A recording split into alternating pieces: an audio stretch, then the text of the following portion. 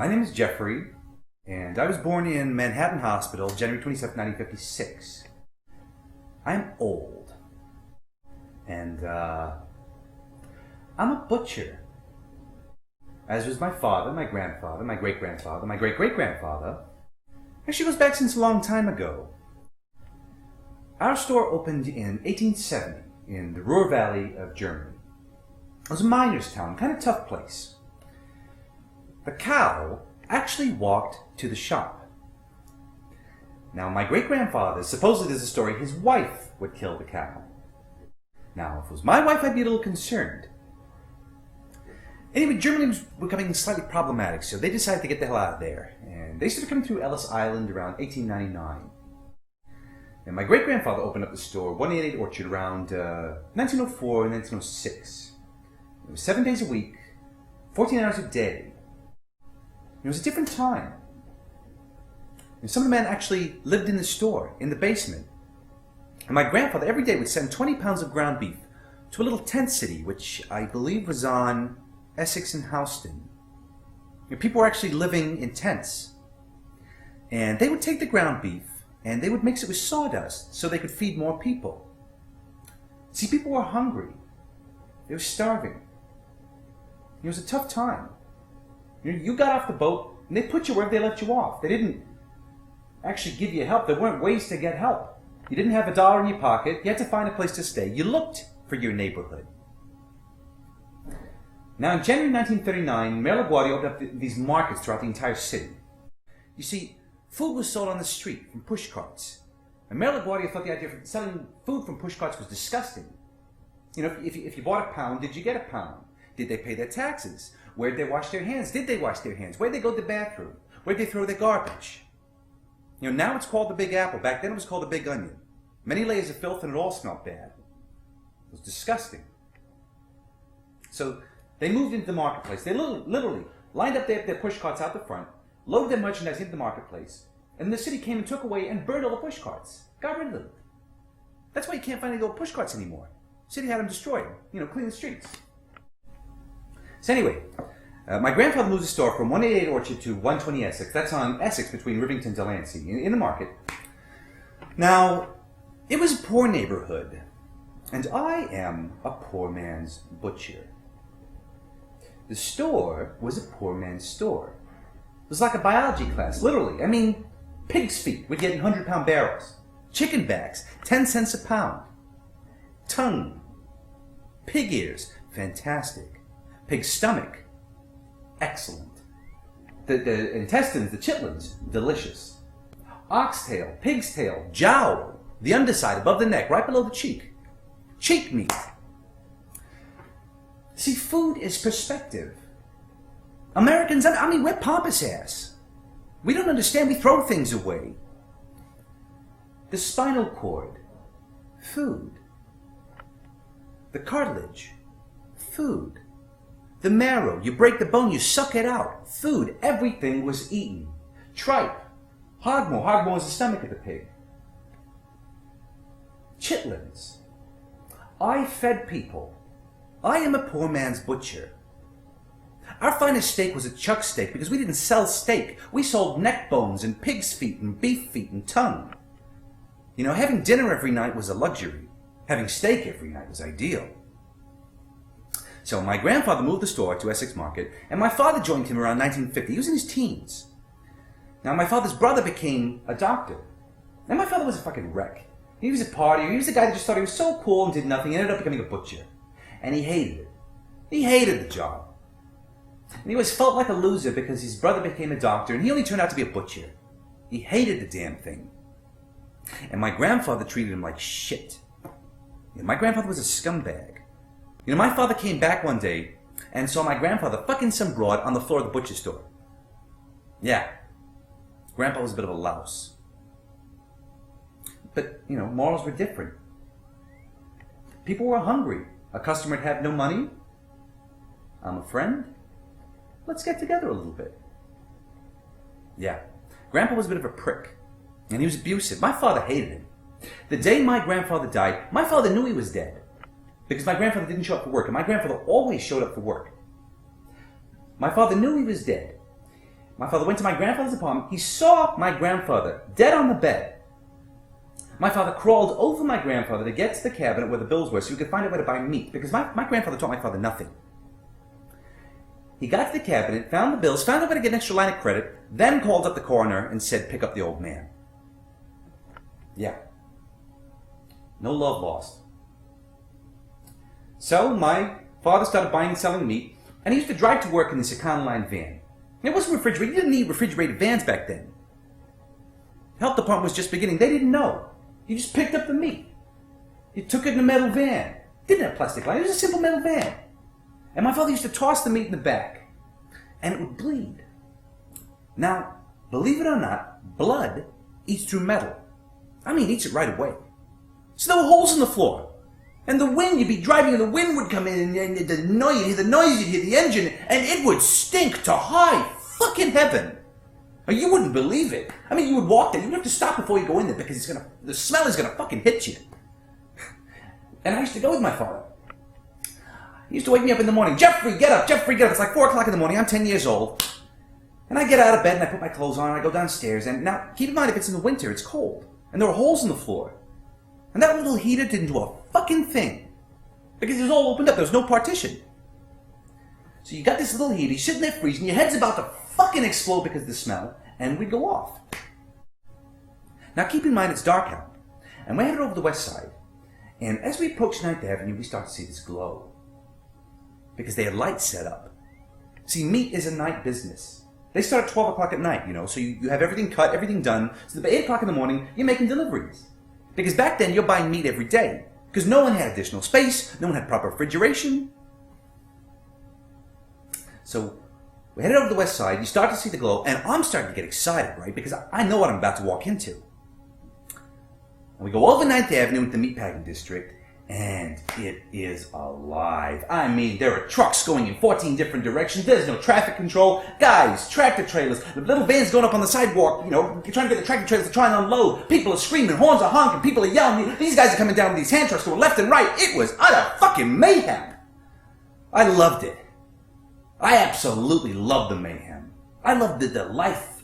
I loved the exuberance. I mean, the guys were all jovial. These big guys with these big fat hands pushing these hand trucks, yelling at each other, fighting with each other. It was amazing. It was a thrill. It was absolutely a thrill. I mean, you walk into a place and you see 50 guys moving. It's like a dance. It's opera. It's ballet. And they take a cut, they pass it down. They take a cut, they pass it down. They take a cut, they pass it down. It was something to see. It was absolutely something to see. And on Saturdays, we go down to the Brooklyn Terminal Market where I'd see my Uncle Paulie. There's a place called Dial Poultry. Now, Uncle Paulie was in the meat business for years. And I'd come there and he'd have for me from Dunkin' Donuts a honey glazed chocolate donut and a hot chocolate. Now, it wasn't until later that I realized that Uncle Paulie was Paul Castellano of the Castellano crime family. He was the head of the Castellano crime family. You paid money to be in business. We paid money to be in business. You see, meat was a controlled industry. For generations. Ours was a family business. We were grandfathered into the Castellano crime family. You want to be in business? You pay the fucking price. It's called paying tribute. We pay tribute. If they want a taste, give them a taste. Wet their beaks a little, you know? And we got an additional line of credit that people didn't get, so, you know, they took care of us. I remember these guys used to come in with these big bags of cash. And my father would write them a check. Yeah, Pop was laundering money. I mean, this is back in the 60s, so what's that? 50 years ago. 50 years ago. You know, our store served people for generations. 4 generations. So my great-grandfather served their great-grandfather, my grandfather served their grandfather, my father served their father, me, them. So it was not a store. It was a family. And I remember this young lady. She stayed in my store. And I knew her from when she was a kid. I was a kid. And she had 3 kids now. And I'm looking at her. And her son goes, "Mommy, are we going to have dinner tonight?" Mommy, are we going to have dinner tonight? This child is looking at his mother saying, Mommy, we're going to have dinner tonight, and she's looking at me. Do you fucking understand that? Do you know what that fucking means? Did he have dinner? Of course he had dinner. Did he have lunch? He had lunch. Did he have dinner again? He had dinner again. I fed people. It was not a job. It was a fucking responsibility. You know, these people, I knew their families. You know, we had a book, and we would write their names in the book. So they come in, we'll give you the food, don't worry, we'll give you credit. Give them the food, write their name in the book. Now, at the end of the month, or the second of the next month, if they hadn't paid their bill, my father would give me the page from the book. And I would have to go to their houses. And when I got to their houses, I had to say one thing. Someone came by and paid your bill. So don't worry about it. Come back to the store. And the whole thing would start again. Now, I was a neighborhood butcher. And these people came to us religiously. They shopped in our store every day. I am someone's butcher. I am a piece of antiquity kept alive. Now, our product would change when the ethnicity of our customers would change. The neighborhood would change. It was immigrants. It was all immigrants. Loads of immigrants came in. Now, my grandfather had a guy that did nothing but cut veal cutlets all fucking day long. That's what he did, his whole job. To cut veal cutlets all day. He had a barrel, and he would cut veal cutlets all day long. You know, it was the Italian neighborhood. I never sold a pound of veal because it changed. Neighborhood changed. Then in the 60s, it became black neighborhood. Now, a thing down south is to roast a whole pig's head. So we used to get in barrels of pig's heads. I mean, barrels of pig's heads. I'm sitting there as a little kid, cutting the eyes out of these pig's heads. Not thinking anything's wrong. It's normal. Sure, I take the pig's head and I cut the eyes out. Sure. You know, this is how I was raised. This was customary. Then it became a Latino neighborhood. Now, está muy importante en Nueva York que tú hablas la lengua de la gente que compra en tu tienda. I speak the language of the people that came by. And why I learned Spanish? Because deep down inside, I'm really a fucking slut. And I had a thing about these Latin women that would drive me fucking crazy. And here I am in this Latina community, and they're all dark skinned, and I got this hair and blue eyes. And, you know, the Latin men didn't treat their women all that well back then, especially the projects, so they used to come to me. And I'm this little Jewish kid from Long Island, totally enamored with these women, and I wanted their panties to hit the floor so bad, I learned the fucking language. And I used to go visit them at lunch. My father would be like, Jeffrey, you going to lunch? Why are you taking 2 chickens?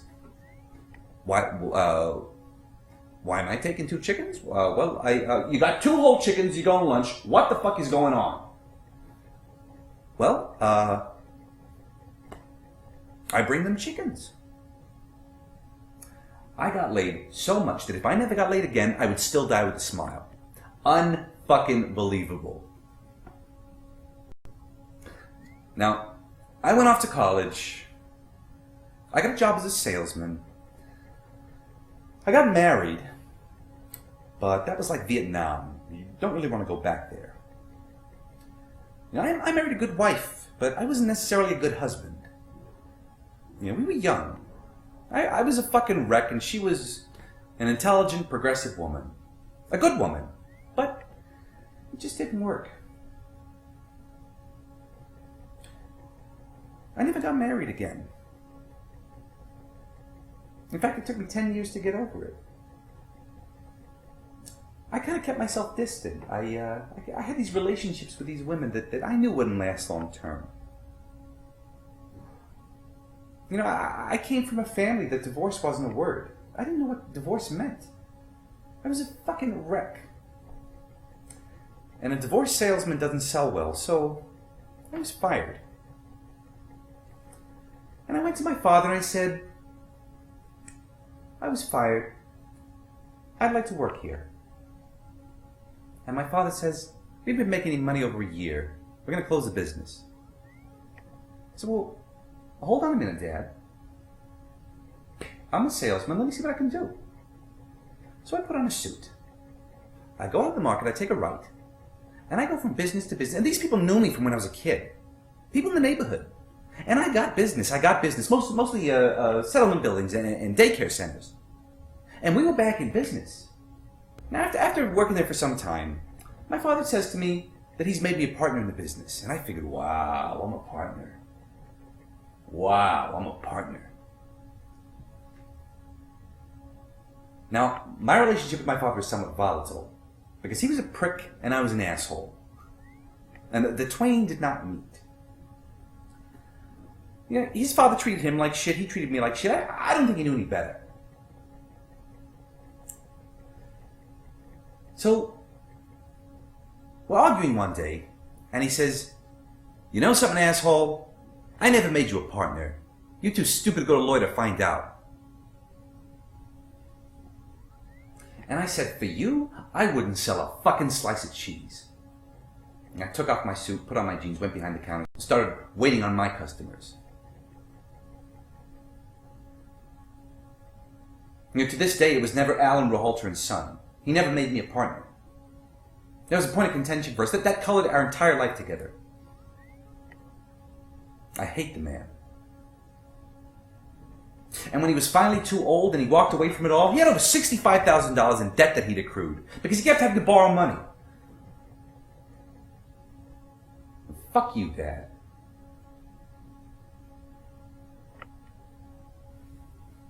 You know how it became Jeffrey's Meat Market?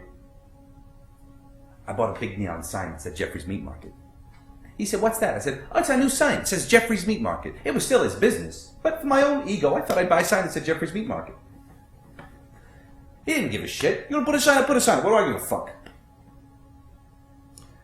Anyway, one day, this woman comes into the store, and she says, "I would like a piece of filet mignon." And I look at her and I say, "Do you know where the fuck you are?" And she says, "Yes, asshole. I live here." Hello. Neighborhood had changed. I didn't know. All these wealthy people started moving into the Lower East Side. It was now the place to live. You know, I am a poor man's butcher. The next day, I had filet mignon in the store. Hello, my name is Jeffrey Ruhalter, and welcome to Jeffrey's Meat. We have but meager fare. In steak, we have filet mignon, porterhouse steak, New York strip, shell steak, skirt steak, flank steak, shoulder steak, cube steak, all types of pod roast, all types of roast beef, all natural beef, organic beef, Kobe beef. In lamb, we have but little bit. We have rib lamb chops, loin lamb chops, shoulder lamb chops, lamb shank, lamb breast, lamb loin, whole lamb, baby lamb, Australian, New Zealand, and American lamb. In pork, I have everything under the sun, including the pig's feet in my showcase, right the fuck over there. Venison, ostrich, and wild boar roast, and lions, and tigers, and bears. Oh my. Pheasant, baby pheasant, quail, semi-boneless quail, 2 different types of boneless duck breast, 3 different types of duck. Elk, antelope, alligator, caribou. Well, not really caribou. We can't sell caribou right now because someone pissed off the Eskimos and they're not sending us a fucking pound. Emu, alligator. We have a lovely duck sausage with a pate foie gras and salted wine. Spicy buffalo sausage with chipotle chili and dried tomato cilantro. Venison sausage with blueberry and merlot wine. Wild boar sausage with cranberries. A spicy French Moroccan lamb merguez sausage, Cajun andouille. Rabbit or veal or pork with white wine and Dijon. Pheasant or chicken with hazelnut cognac. Chicken with basil and sun-dried tomatoes with pine nuts. Chicken with apples and cranberry. Chicken with, oh, I forgot that one.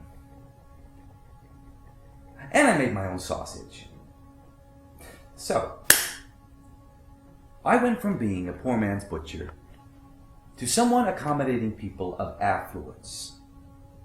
People not so concerned with pig's feet, more wanted a rib steak. And I was doing well.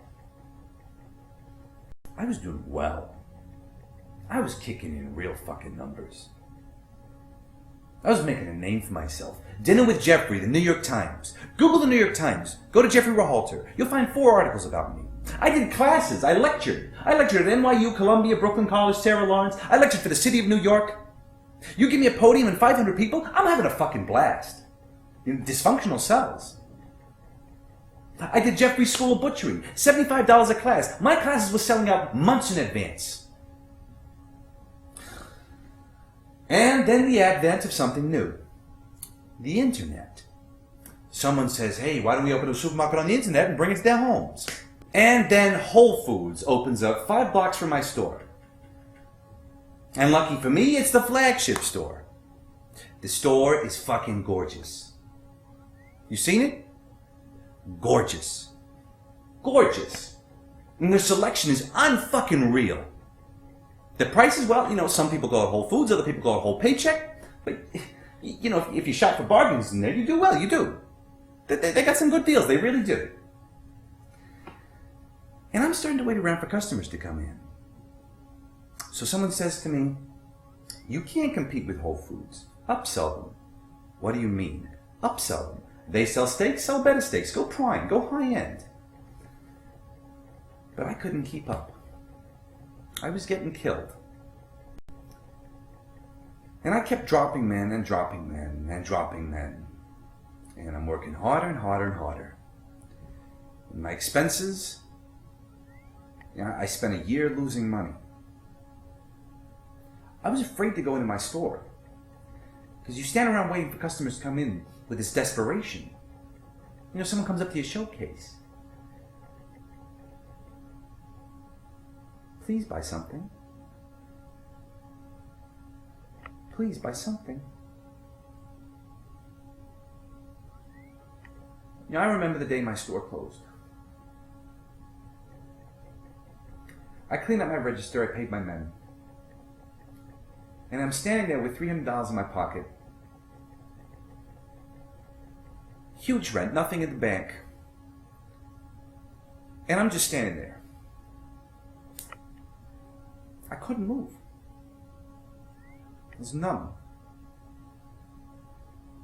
I couldn't breathe.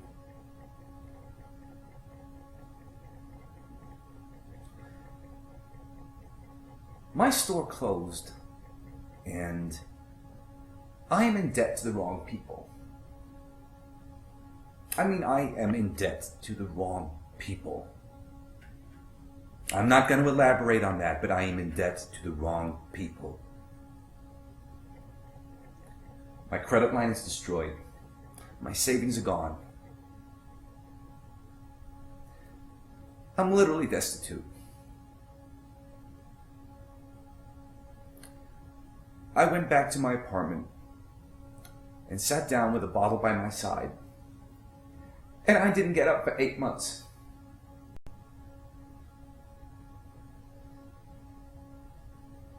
You know, I was standing on the corner of Delancey and Pitt at 7:15 in the morning, waiting for the liquor store to open up at 7:45, hoping the guy wouldn't be late. I'm standing there with people that live on the street.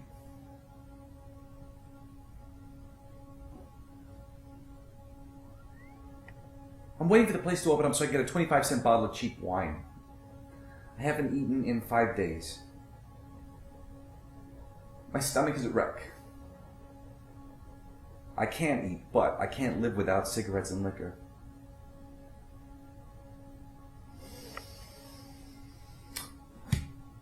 I made a phone call and I got some help. And I haven't had a drink since September 16th. So what's that, 8 months, 9 months?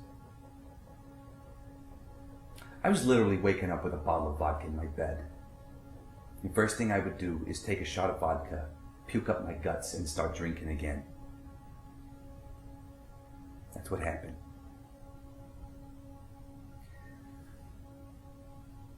So now I'm on my last $1,000. I'm on welfare. I'm living off $25 a week. I had the world by the balls, and I let it go. I didn't know how to solve the problem.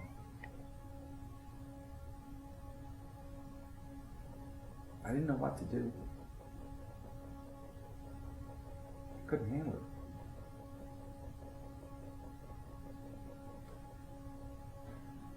So, now I'm starting again.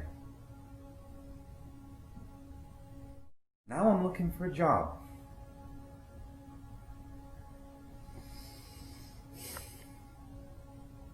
My name is Jeffrey, and I'm a butcher.